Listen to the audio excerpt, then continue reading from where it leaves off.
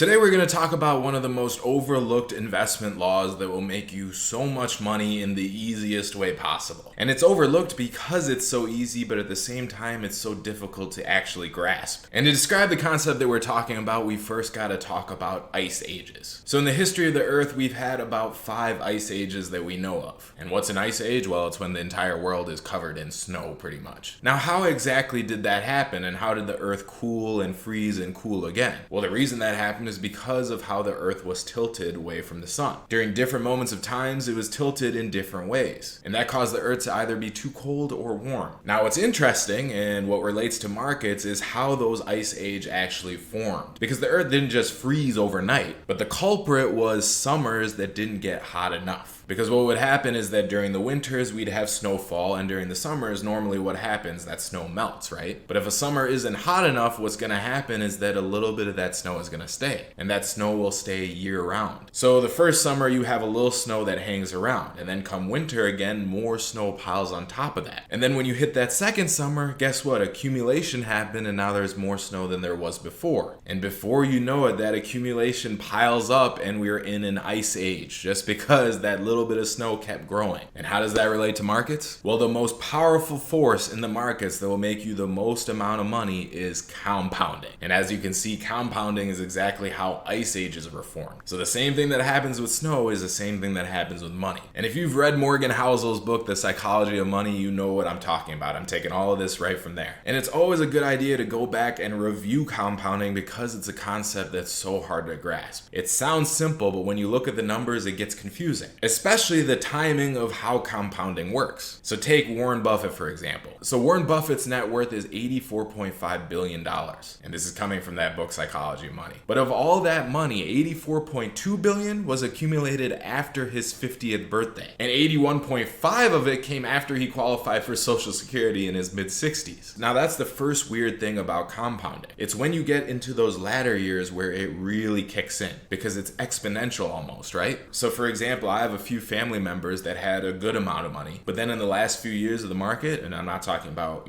right now during this bear market, but before that, their money shot up like crazy. So they obviously had a good base that they've been saving for 65 years or whatever. Well, they were in their 60s, they weren't saving that whole time. But in the last few years, basically right around when they were retiring and before we hit this bear market, their money made significant jumps and put them in significantly higher levels than they were before. But what the interesting thing is that just like Buffett, because most of his money was made in his later years, the same thing happens to a lot of people because that's how compounding works. Once you have that good base, you just need a few good years and your money just shoots up like crazy. But that good base is extremely important. So by the time he was 30, Warren Buffett had a net worth of $1 million, or $9.3 million if you adjust for inflation. So he was doing pretty well by the time he was 30. So he was compounding from then until now, and that's how he made his $84.5 billion. But what if he only had $25,000 when he was 30? Now, if you start with $25,000 and you still compound at 22% annually, which is insanely good, which is what Buffett actually did. But say he started with $25,000 when he was 30 and retired when he was 60. How much would he be worth? Only $11.9 million. So there's two differences here. First, he started out with way less money, so obviously it's not going to compound as well. But second, he also cut it off when he was 60. So you cut off a huge portion of time, especially when you're considering how old Warren Buffett is now. He's 91 right now, so that's another 30 years that he cut off. Think about that 11.9 million compounding for another 30 years. It'd be enormous. And here's another interesting thing about compounding. Your actual time in the market is way more important than your returns. Of course, the better your returns are and the longer that you're in the market, if you combine those two things together, yeah, you'll make the max amount of money. But take this example. Jim Simmons, who's the head of Renaissance Technologies, he's compounded his money at 66% annually since 1988. That is an insane return, especially year after year. 3 times better than Buffett. But his net worth is only $21 billion. That's 75% less than Buffett right now. And why is that? Well, that's because Simmons didn't hit his investment stride until he was 50 years old. So he had less than half as many years to compound as Buffett did. So even though his returns were 3 times as high as Buffett's, he had half as many years in the market. And that's why he's 75% less rich than Buffett. So more than anything, your time in the market is going to really increase your total returns. Now, Simmons had earned 66% annual returns for the 70-year span that Buffett has built his wealth over, he would be worth 63 quintillion, 900 quadrillion, 781 trillion, blah, blah, blah, a ridiculous amount of money. All you gotta do is compound at 66% annually for 70 years. The numbers get absolutely ridiculous. Another example that you can look at to see why this math is so confusing but how it works is with storage capacity. So in the 1950s, IBM made a 3.5 megabyte hard drive. By the 60s, they were moving into a few dozen megabytes, and by the 70s, they went up to 70 megabytes. Then the hard drives kept getting exponentially smaller in size with more storage. So in the early 90s, a typical PC held 200 to 500 megabytes. And then things exploded. In 99, Apple came out with a 6 gigabyte hard drive. In 2011, we had the first 4 terabyte hard drive. Then we went to 60 terabytes and then 100 terabytes in 2019. You could see towards these later years, the compounding became crazy. So from 1950 to 1990, those first 40 years, we gained 296 megabytes. And then from 1990 to today, we gained 100 million megabytes. So the first 40 years, 296. The last 32 years, 100 million. That's how crazy compounding gets. So if you were a technologist in the 50s, would you have guessed that storage would be 30 million times larger within your lifetime? Of course not, you wouldn't guess that, but that's exactly what happened. And like I said, compounding is easy to understand, but at the same time, it's like difficult to fathom. You just don't know how big things can compound into until you see it for yourself. So if we think about good investing, it's not necessarily about earning the highest returns, because a lot of the times the highest returns tend to be one-off hits that can't be repeated. What it's really about is earning those pretty good returns that you could stick with and that you can consistently repeat for the longest period of time. That's when compounding really kicks in. So you can see this example with a lot of the crypto people that made a bunch of money in this boom. Most of them lost it because those same high returns that they were going for in a different type of market, well, it made them lose all their returns. So at the end of the day, 3 decades from now, the people who stuck to things that continuously worked, they're most likely going to be better off. And I'm not saying you shouldn't go after those one-off investment opportunities. I know a lot of people that are still making a ton of money in crypto, but it does make sense to diversify a bit. Go for the moonshots with maybe 10 or 20% of your total portfolio. The other 80, make sure is getting that compounding year after year, because that's what's going to be important when you need to retire. Now, one of the things that make people mess up their own compounding and get involved in things that they shouldn't be involved in is too much information coming at them because there's so much stuff happening nowadays. Now, if you want to learn how to adjust for that in this new informational age, then watch this video right here. You're going to see how reducing your intake of information is going to help your returns a lot. And as you've seen here, it's going to help your compounding too. So click this video and I'll see you there.